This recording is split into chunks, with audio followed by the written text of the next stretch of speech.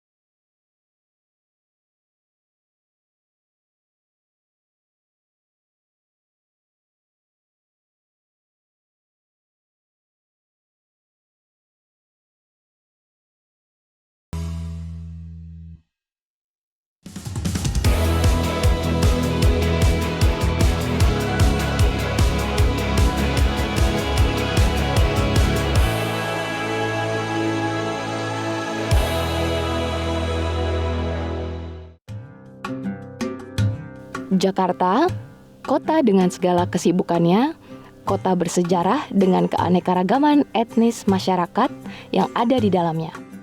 Beragam cerita religi dan budaya mengenai ibu kota ini akan menarik untuk diangkat. Melalui catatan sejarah yang saya baca, Sunda Kelapa sudah ada sejak abad ke-5 di zaman Kerajaan Tarumanegara. Namun berpindah tangan lagi ke Kerajaan Sunda pada abad ke-12. Kota yang pada tahun 1572 berganti nama menjadi Jayakarta saat pemerintahan Fatahillah hingga akhirnya dirubah oleh penjajah Belanda menjadi Batavia yang kita kenal sebagai Jakarta. Terdapat sebuah pelabuhan bersejarah yang masih ada dengan nama Sunda Kelapa, yang tetap melekat sebagai pelabuhan dagang hingga sekarang. Sejak dahulu, pelabuhan ini memang tak pernah sepi dari lalu lintas keluar masuknya kapal dagang.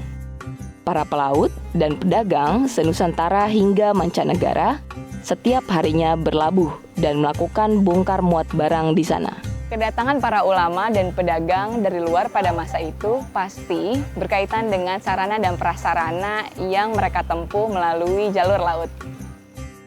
Hari itu, cuaca Jakarta cukup cerah. Beberapa kapal terlihat sandar dengan syaratnya muatan yang akan dan sudah terkirim ke Jakarta dan daerah lainnya, menunjukkan bahwa aktivitas pelabuhan Sunda Kelapa yang seakan tak pernah sepi.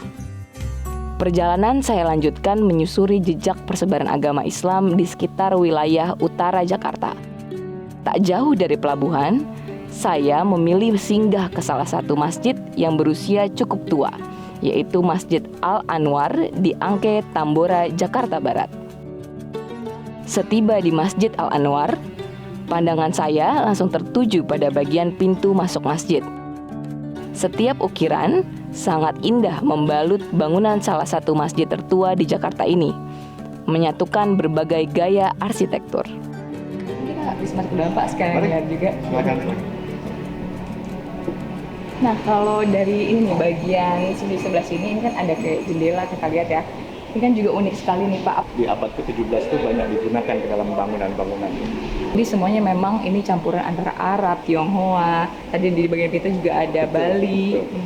Berarti sangat beragam ya, Pak ya. Sangat beragam dan itu menggambarkan masyarakat yang mendiami Kampung Angke pada masa lalu. Jadi berbagai suku, berbagai etnis hidup di Kampung Angke ini dengan rukun, damai, dengan toleransi yang begitu luar biasa. Sampai sekarang itu masih mengakar. Melangkah ke bagian dalam, saya disambut dengan kesan mendalam aula masjid yang nyaman dan unik. Masjid Al-Anwar berdiri sejak abad ke-17. Dulunya, masjid ini tak hanya berperan sebagai tempat ibadah saja, namun juga sebagai benteng pengamanan saat masa penjajahan Belanda. Pak Abian mengajak saya melihat bagian menara. Meskipun tangga kayu lama yang saya pijak cukup tinggi, namun rasa penasaran saya terjawab saat berada di atas. Ternyata, walaupun ada restorasi tahun 2018, bahan dasar kayu ini masih asli melekat pada bangunan Masjid Al-Anwar. Hal itu memang menjadi salah satu aturan saat merestorasi sebuah bangunan yang menjadi cagar budaya dengan perbaikan minimal 60% dari keaslian bangunan. Jadi dalam restorasi itu, ini kayunya masih bertahan berapa lama lagi nih Pak? Menurut ahli kayu mungkin ratusan tahun masih kuat. Selesai melihat langsung Masjid Jami Angke, saya mengunjungi masjid bersejarah lainnya yang juga menjadi saksi masuknya agama Islam saat lampau. Hanya sekitar 6 menit berkendara, saya tiba di Masjid Jami An-Nawir, Pekojan, Tambora, Jakarta Barat. Saya bertemu Ustadz Kiki. Ia bercerita bagaimana sejarah masjid yang berdiri sejak abad ke-17 ini. Masjid An-Nawir yang menjadi simbol peradaban Arab di Jakarta didirikan oleh Sayyid Abdullah bin Hussein Al-Aidrus. Kiki merupakan generasi ke-6 dari warga asli Kampung Pekojan. Hatinya tergerak memiliki tanggung jawab untuk melestarikan peninggalan sang ayah sebagai pengurus Masjid Jami An-Nawir. Nah, sama. Artinya ini juga bagian daripada sejarah. Di antara masjid-masjid sejarah pun yang masih aman, artinya masih terjaga, adalah mimbar ini. Kalau kita lihat daripada ornamen-ornamennya ini lebih mengarah kepada budaya Jawa sebenarnya. Jadi lebih condong kepada pemberian daripada Kesunanan Surakarta saat itu. Selama berada di dalam masjid, Ustadz Kiki banyak menjelaskan bagian-bagian masjid yang masih tetap asli dan tidak berubah bentuk maupun fungsinya sejak dahulu. Di antaranya, lantai masjid yang disisakan agar terlihat aslinya, pintu kayu, kolam tempat wudhu masjid, dan menara masjid. Masjid yang terletak di tengah Kampung Pekojan ini menjadi salah satu simbol masuknya agama Islam oleh para penyiar agama yang berasal dari Timur Tengah.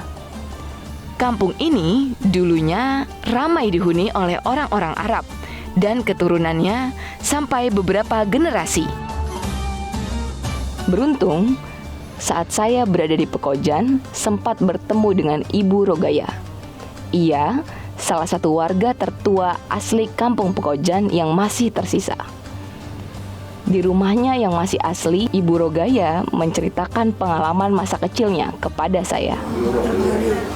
Sayang sekali, saat ini tradisi demi tradisi di Kampung Arab Pekojan mulai menghilang termakan zaman. Hanya tersisa bangunan lama yang menjadi saksi bisu sejarah Islam di ibu kota Jakarta. Saya masih akan menelusuri masjid tua di kawasan Jakarta Pusat. Tetaplah di Journey bersama saya sesaat lagi.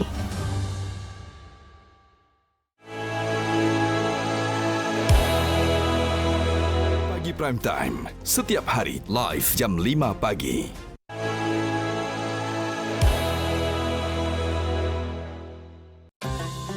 Saya kembali menyusuri kota Jakarta. Penelusuran saya lanjutkan dengan mengunjungi masjid tua peninggalan masa lampau.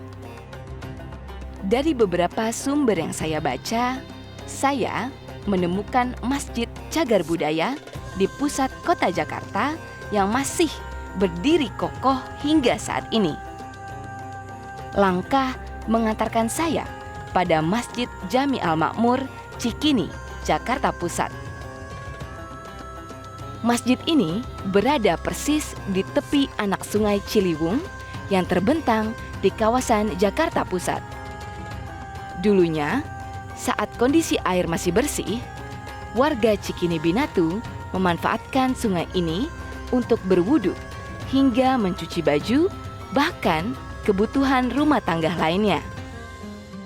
Sejak berdiri pada abad ke-18, masjid bersejarah ini tak hanya digunakan sebagai tempat beribadah, namun tempat silaturahmi dan berkumpulnya para tokoh nasional juga ulama saat merintis kemerdekaan Republik Indonesia.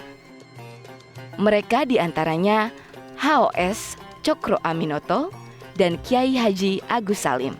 Memang pada waktu itu satu-satunya masjid yang ada di jalan raya ini, terutama di daerah Jakarta Pusat, Kecamatan Menteng, ini satu-satunya yang terletaknya di jalan raya. Jadi makanya itu dipertahankan. Nah, dari usaha-usaha dari dulu zaman-zaman ada zaman PKI dan lain-lainnya itu ingin membongkar daripada masjid ini, sehingga masyarakat Cikini Binatu Utara dan Saleh II bertahan untuk mempertahankan masjid ini, sehingga tembus kepada pemuka-pemuka Islam seperti PSI. PSI ini berkumpullah di sini seperti Cokro Aminoto, Agus Salim, Agus Kusno dan lain-lainnya kumpul di sini untuk mempertahankan masjid ini.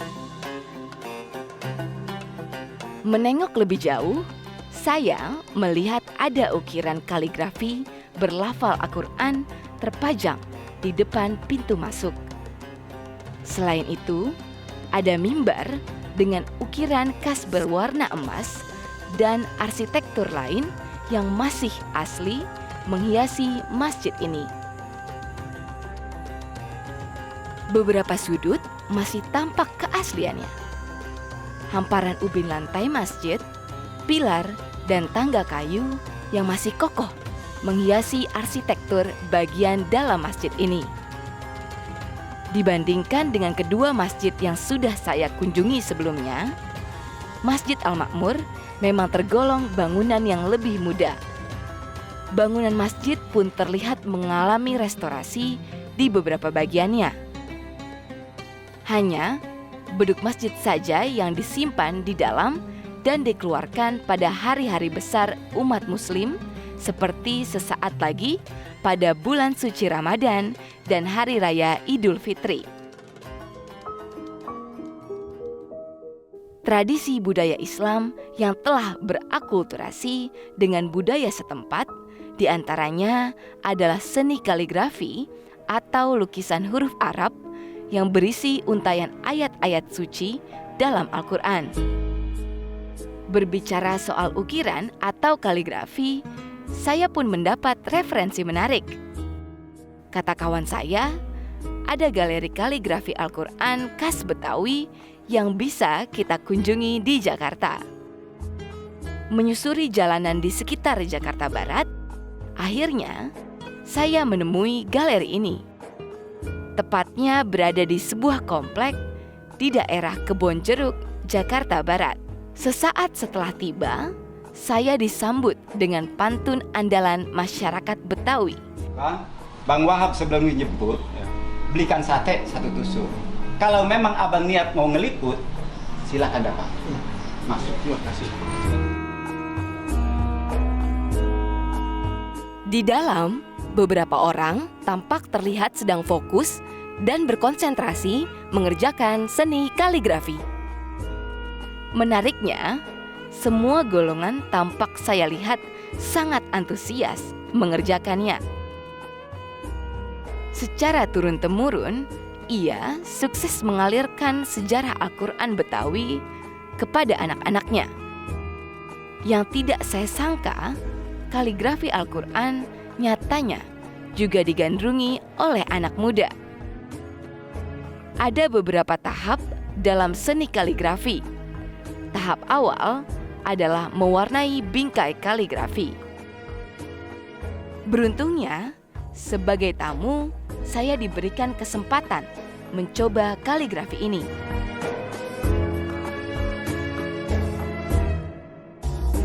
Ternyata susah juga nih. Ini baru aja dari pewarnaan di bingkainya, belum dari kaligrafinya. Setelah tahap pewarnaan, seorang kaligrafer handal di galeri ini bersedia mengajarkan saya penulisan Al-Quran. Nah, ini salah satu tahap tersulit dari kaligrafi Al-Quran Mushaf Betawi ini. Kali ini, sang kaligrafer tengah mempersiapkan tulisan surat Al-Baqarah. Setiap ketebalan kaligrafi Al-Quran ini mempunyai makna berbeda-beda. Bahkan, kaligrafi Al-Quran ternyata tak sama dengan kaligrafi Arab. Kenapa kita pakai ornamen Betawi ini?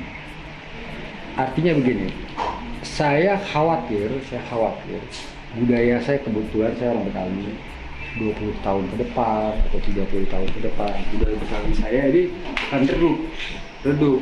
Makanya budaya ini dalam istilah ini kita tempel di Al-Quran yang sifatnya monumental. Itu bukan monumental. Akhirnya sampai akhir zaman insya Allah budaya Betawi ini nempel di Al-Quran. Dimana kita ketahui Betawi itu agamis, ya, religius orangnya. Sungguh menarik. Budaya Islam Betawi memang sudah sepatutnya dilestarikan dan diwariskan kepada generasi yang akan datang.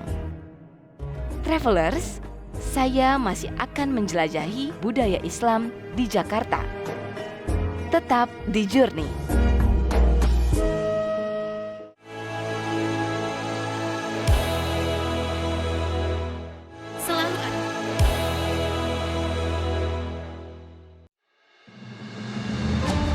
Setelah singgah dan mengenal langsung beberapa masjid bersejarah yang ada di Jakarta, secara kebetulan menyambut datangnya bulan suci Ramadan, saya juga mencoba melihat langsung bagian dari peninggalan tradisi lain di masyarakat.